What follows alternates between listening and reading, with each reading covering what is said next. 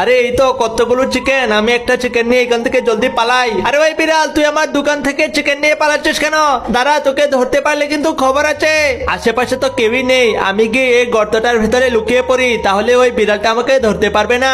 আরে কি, ওই ফুচকে বিড়ালটা তো এদিকে আসলো, কোথায় গিয়ে আবার লুকিয়ে পড়লো? যাই সামনে গিয়ে দেখি, মনে হচ্ছে তো ওই দোকানদার বিড়ালটা চলে গিয়েছে। যাই যাই, এবার আমি চিকেনটাকে নিয়ে বাসায় চলে যাই। যাক, কেউ দেখেনি যে আমি এই চিকেনটাকে চুরি করে এনেছি। বাবা বাবা, এই যে দেখো, আমি তোমার জন্য চিকেন নিয়ে এসেছি, তুমি এই চিকেনটা খেয়ে নাও। বলতে অনেকদিন পরে চিকেন খাচ্ছি রে, আমার মুখে তো সেই স্বাদ লাগছে। একই, ওই ছোট্ট বিড়ালটা তাহলে তার অসুস্থ বাবার জন্য আমার দোকান থেকে চিকেন চুরি করে নিয়ে এসেছিল।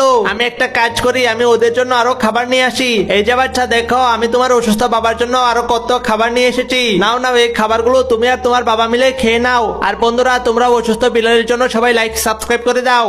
আরে কি, এই সব বিড়াল আমার শরীরে এসে উঠে পড়ছে কেন? মামা তুমি কোথায়? আমাকে এই বিড়ালের হাত থেকে বাঁচাও। এই চিন্টু, তোর শরীরে তো মাছের গন্ধ করছে রে, সে কারণে এই সব বিড়াল তোর শরীরে এসে উঠছিল।